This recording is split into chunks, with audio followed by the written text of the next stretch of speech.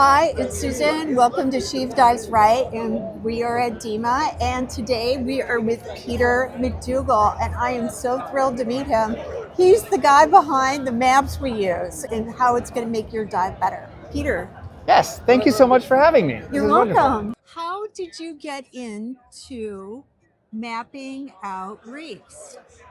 The apocryphal story is that one of my business partners was diving the Vandenberg down in the Florida Keys, and he was given a briefing chart that he only casually paid attention to.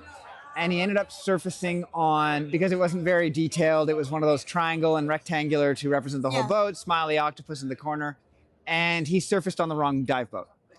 And that was fairly mortifying, which is something that is fairly easy to do on the Vandenberg. Very easy. And so from that point on, he's like, he was a graphic designer. He's like, I bet I can make something that's a better tool for briefing divers on a shipwreck this complex. And so he started doing that. And then from there grew this concept of individual dive sites and doing a full book, like our Bonaire book. And from there, it just grew into digital, online, embeddable 3D models, and it just grew from there. But that's what started. It was really with a goal to provide more safety and more clarity for the briefings. Let's grab a Vandy guide. Yeah. Let's get a really good, nice picture of that. So this was your first map? It wasn't our first map, but it was triggered the idea and the concept of what we wanted to do. And so as you can see, there's multiple buoys where dive sites hook up to. And so when the current's running, you can be here and look up and see a boat, but really your boat is back here. Right. And there's often current down here, given that it's the Gulf, it basically sits within the Gulf Stream. If you're doing a rock dive, take funky socks. Whatever line you go down, tie the sock to it. Make sure that it's weird, that you'll remember that you're using a Halloween sock, let's say in July. There you go. And so that's how you recognize what line to go back up? That's what my dive instructor had me do. Oh, interesting. Yeah. No, I can see that makes sense. Yeah. No, that's a great idea. It makes sense because, it's unique. It's down there and you just make sure. And, diving, as we all know, is so task orientated, and especially when you're in a new environment. Yes. You are putting yourself at risk just by not being familiar with the area. Right. And that's one of the things was familiarization ahead of going in for a dive. You can mentally picture the area that you're going into. You can orient yourself better while you're actually diving it. As you say, task loading is a real thing. And so if you're spending your time paying attention to your gauge and paying attention to your depth and worrying about all those kinds of things in your breathing, you're not going to be monitoring where you are on the wreck. And so, our cards you can bring down with you if it comes to that. But even that has its own risks because you're, looking at something and maybe not paying attention to your buoyancy. But if you've understand and conceptualized and been able to look at the whole site before going down in a much more realistic way than you'll get on a whiteboard drawing, then you have a much better sense when you are looking at, for instance, which funnel you're supposed to be going up in order to get back to your dive boat. You intrinsically have a better understanding of where that is and where you are in that space. And that is really at the heart of where we started was improving the safety. The offshoot of that is what we're able to do is we're able to give divers these tools that they can then go back to their loved ones, their families, their spouses, their kids, and say, like, this is what I dove. This was the experience I had. So as a memento, there's an equally interesting level of interest to be able to show people who aren't divers what it is that you're experiencing when you're underwater.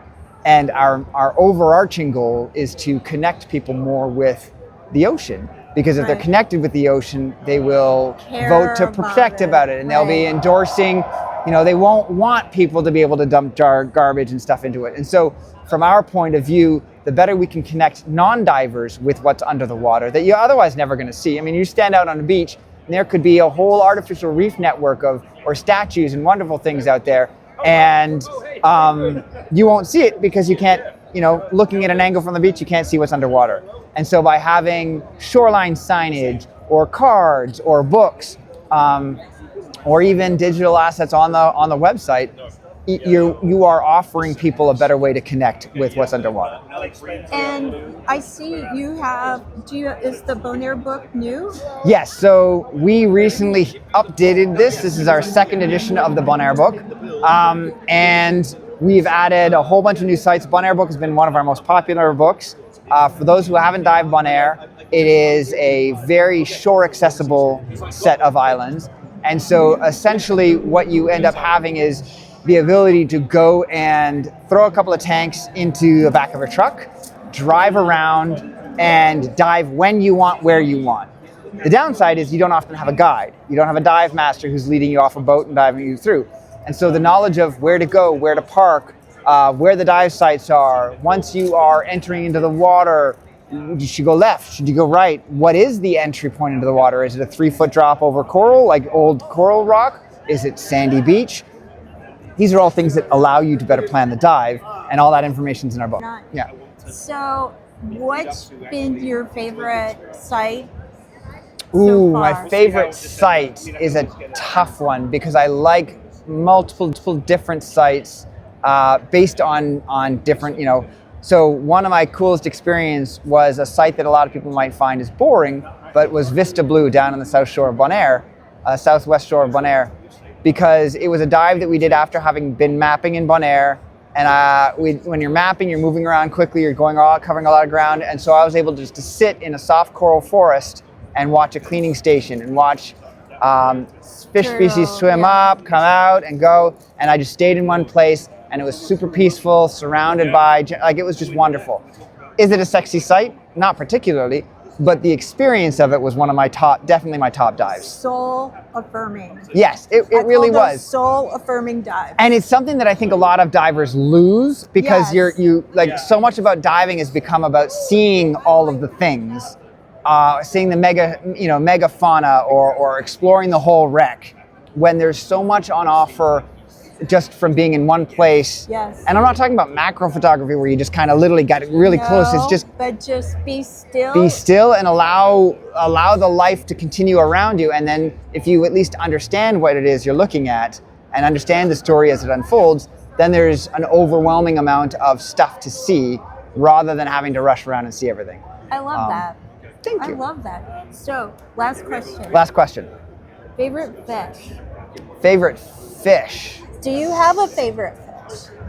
I studied Stegastes diancaeus, which is the longfin damselfish, for my master's. So it is a small, black, completely uninteresting, very non-remarkable reef fish that you often see in fringing reefs, relatively shallow water, highly territorial, very plucky. They are absolutely the kind of damselfish that will take a run at you, and they will nip at any exposed skin if they're defending an egg patch. So they're feisty. And I have spent an inordinate amount of time watching them. And so I have a partial, they are no one else's favorite fish.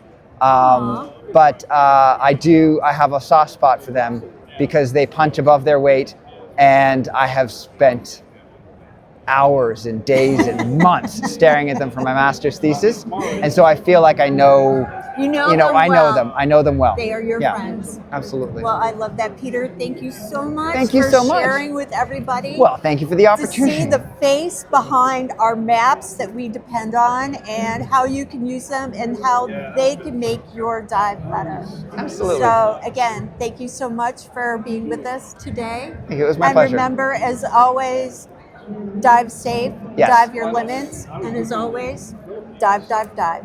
Awesome. Bye.